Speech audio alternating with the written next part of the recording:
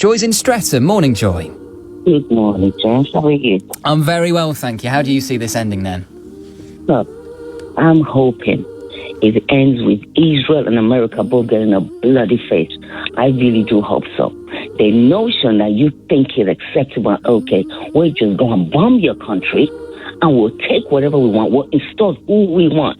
We've done it here, we've done it here, we've done it here. And then the media discusses it and they kind of handles it in the public arena as if it's okay. It's okay. He's doing the world a favor. No, he's not. America has caused more mayhem, atrocity, and pain around the world. What do you call it? Iran can't have nuclear weapon, but Israel can, America can, Britain can, France can't. Yeah, I mean, I do agree with that. I don't think Iran should be allowed to have a nuclear weapon, full stop, because they're a different type of regime. They are a theocratic death cult. cult. Their regime. It's a government. Come on, Joy. I'm not going to have you being an Iranian apologist. Don't be an Iranian apologist, Joy. We've heard, even when you had a soldier who came on, and this was a soldier, thank God we actually heard it. This was about 2 years ago. He came on, he's an not Israeli, what do you call it? He's a Russian apologist. We've heard it all. Call me whatever the hell you want. This is the fact. The fact that, Iran can't have nuclear weapon. No, it can't. I love Iran. No, it can't. We can. What do you mean it can't? But we can. It should never be allowed to, because neither should we ever because be allowed. when you are dealing with theocrats, radical Islamists, they are not going to see a nuclear weapon in the same way we would. We see it as a defensive mechanism. Nonsense. The moment they get their hands on a nuclear weapon, they're firing it at Israel or the US or wherever it can reach. We see bombs. We see all this as a defensive weapon. Everything is defensive when it comes to us, because we're so good at relaying our argument in the media, and everyone will kind of, oh my God, even the notion that... Joy in Streatham. I mean, honestly, we're getting them this morning, aren't we? Why are you cutting people off? The lady was trying to make her point, and you just fade out the sound, or you find you literally just got rid of the caller. Why do you cut them off? I like somebody who can counter an argument and present their own point. Both of you can agree to disagree, but cutting them off is not the way to go. She's saying, why can't the other party do the same? One party is able to do something. How come the other party can't do that? How can they not do the same? And I don't think it's a reason for you to terminate the call or look for a way to get rid of the caller. You allow the caller to call in. You should let them make their point and just leave it, let things be. I don't think terminating a call is the best way to handle this type of situation. Now let's go to Sharon, a new caller in Purley. Morning, Sharon. What would you like to say? Good morning. Yeah, I'm going back to a caller a couple of calls ago, where he was saying that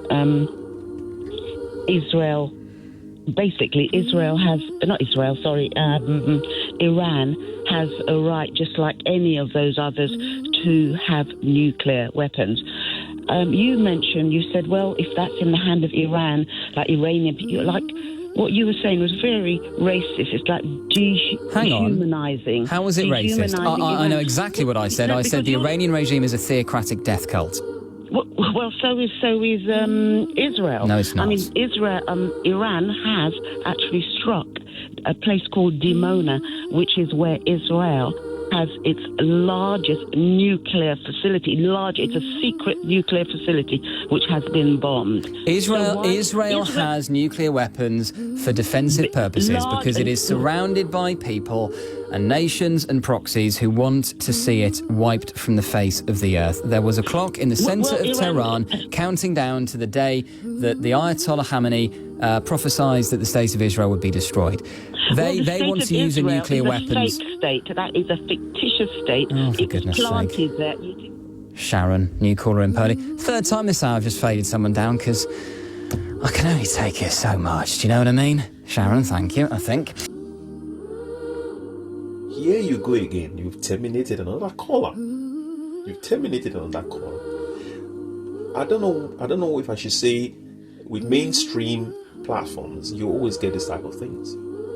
Mainstream platform will not give you the opportunity to say, once you say something that is not in line with what they want to hear, you are gone. That's the thing with mainstream platform. You can't just say what you want to say. Otherwise, and this goes now back to the whole idea of freedom of speech. Because this is a big platform, people are listening in. So what is the freedom of speech? Freedom of expression. Why can't one person do something and the other person can't do it? Why? They are both countries. So it's a good question. Phil in Ferndown says Trump is very much a follower of the Goebbels motto, the bigger the lie, the more people will believe it. He will stop the bombing, he'll say he's won, and he'll leave the world more unstable than ever. A very scary personality cult leader. Len says, James, how is the war with Iran a catastrophe? Iranian people are free now. You have Trump derangement syndrome. Len, I wish for nothing more than the freedom and liberation of the Iranian people. How are they free now? They are living under the constant bombardment of American and Israeli missiles and drone attacks. It is not safe for them to take to the streets and protest, as they did over the New Year. Indeed, when they called for US support then, Donald Trump left them hanging. I would love to see the liberation of the Iranian people. It would fill my heart with joy. I've said this time and again. I wish for nothing more than the overthrowing of that vicious theocratic regime in Tehran. If I felt this could achieve it, I would support it. I don't think it will. I think it's leaving the region and the world a much, much less safe place. Thank you, Donald. How's that one going? Where are we now? 400, 500 days since he returned to the White House? Any closer to ending the war in Ukraine? No. The great peacemaker, the man who got the FIFA Peace Prize, who wants the Nobel Peace Prize, has got himself embroiled in another Middle Eastern misadventure. And the kicker is, he's got no clue how to get out. And the Pentagon have no clue how to extract themselves. The White House have no clue how to extract themselves. And I'm a bit fed up. This is something I have really grappled with over recent weeks. I feel like banging my head against a brick wall when otherwise sane media commentators and journalists and pundits in this country and in America and all over the world try to rationalise what is going on in the Oval Office and explain the strategy behind Donald Trump's war. Why is he doing this? Is this about nuclear weapons? Is this about leadership change, regime change? Is this about installing someone like Delcy Rodriguez, who's now the Venezuelan president, was the vice president, someone who's still in the same regime but is more moderate and amenable? Is this a distraction from the Epstein files? What is this about? The truth is, this is just about Donald Trump's impulses. I think the journalist you should be listening to right now is a journalist called Michael Wolff, who has written several books about Donald Trump and has spent many hours interviewing the man, getting inside Donald Trump's brain. You cannot understand what the US are doing without understanding that the world is being run essentially now by a pathological narcissist with a severe personality disorder and the world's worst case of attention deficit disorder. I mean, he does stuff because he's bored, because he wants to, because he feels like it. There is no strategy. There is no strategy. There's never a strategy with Trump. He's not some grand mastermind who's 2 steps ahead of everyone. He wakes up in the morning and he thinks, what will I do today? What's the next episode of The Trump Show going to be? We've done ICE, we've done tariffs, now we're going to do war. But there was no strategy with tariffs, there was no strategy with ICE, there's no strategy with wars. The sooner people understand we are dealing with a 79-year-old toddler in the White House, the better. And this is where I suspect it may all end quite quickly. I wouldn't be surprised if by this time next week this is all over, because Donald Trump will realise it's getting very problematic. He doesn't like the oil price going up. He doesn't like ordinary Americans who voted for him in those Rust Belt states where, you know, there have been really deprived economic conditions over recent years, are suddenly noticing that the price of gas, as they would call it, at the pumps is going up, and they will blame him, rightly, because this war did not need to happen. I wouldn't be surprised if he suddenly just calls it quits, pulls out. And he won't actually have achieved anything. He will have only made the Iranian regime more extreme. He will have only alienated many of the US's natural allies in the Gulf. I mean, it will have been an absolute train wreck, but he will find a way of spinning it as some great victory. And I wonder if you think that's how it's going to end. Maybe you're an optimist. And look, I would love to see this end with the fall of the Ayatollahs and a free Iran. And it might happen. There is a chance that may happen. And if I believed it was realistic, I would support this war. But I don't think it is.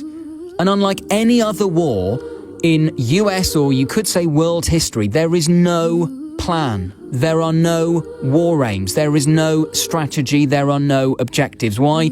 Because Donald Trump just does things by instinct, by impulse. This is almost an accidental war. Remember that famous scene in, is it With Nell and I, where Richard E. Grant says, "We've gone on holiday by mistake." It's like the US have gone to war by mistake because Donald Trump just woke up one morning and thought, yeah, I'm a bit bored of talking about tariffs and Minnesota. Let's have a conflict. I'll wear a new baseball cap. I'll look like a strong man. Make good TV. Genuinely, this is what we're dealing with. And all these people who say, no, this is some grand strategy and this is because, he wants to, completely reshape the Middle East and leave them... No, he doesn't. He's bored. And people accuse me sometimes of having Trump derangement syndrome. I think the people who have proper Trump derangement syndrome are the people who cannot see what is staring us in the face, which is that we're dealing with someone with a personality disorder. And everything that happens in the US now is because of Trump and the madness that happens inside his mind. And I think we need to wake up to that. And I think we need to ask ourselves a fundamental question, which is, how do we approach him, therefore? And look, 4 a.m. this morning, I was agreeing with Zach Polanski on dog licences. Last hour, I was agreeing with Ed Davey on taking Churchill off the banknotes being a bad idea. This hour, I'm agreeing with Starmer. Doesn't happen very often. You've got the clean sweep of the left this morning. From me, I agree with Polanski, Davey and Starmer. Starmer has been vindicated on this. He is right. Badenoch and Farage have egg on their faces. They should never have suggested or implied that we should have been with the Americans actively engaged in offensive operations in the Middle East, and they would deny they ever said that, but that was the heavy implication of what they were saying. Starmer has been vindicated, but the world is in a very, very difficult place right now because of the reckless actions of a president who just doesn't care, who only cares about himself and the attention he gets, and all eyes being on him, and all eyes are on him. And what I want to explore with you this hour is, how do you see this ending?